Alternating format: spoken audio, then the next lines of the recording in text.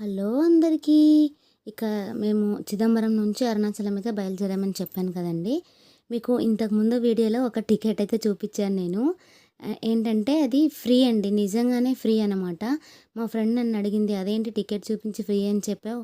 అక్కడెక్కడ అక్కడ మనకెందుకు ఫ్రీగా ఉంటుంది? తమిళనాడు కదా!" అని అడిగిందనమాట. నిజంగానే అండి. మేము వేలూరు నుంచి కాట్పాడికి వెళ్ళేటప్పుడు కూడా నా సిటీ బస్‌లో ఫ్రీ అనమాట. వచ్చేటప్పుడు కూడా ఫ్రీగానే. నాకైతే ఆశ్చర్యం అనిపిచ్చింది. ఎందుకంటే ఇప్పుడు కర్ణాటకలో ఫ్రీ అంటే ఓన్లీ అక్కడి వాళ్ళకి మాత్రమే ఫ్రీ ఉంటది. తెలంగాణలో ఫ్రీ అంటే ఓన్లీ అక్కడి వాళ్ళకి మాత్రమే ఫ్రీ ఉంటది. కానీ ఇదేంటోనండి అక్కడ లేడీస్ అందరికీ ఫ్రీనేనంట. అదైతే చాలా బాగా అనిపిచ్చిందనమాట నాకి. ఇంకా మేము అరుణాచలం వెళ్ళేసరికి నైట్ 9 అయితే అయ్యిందండి.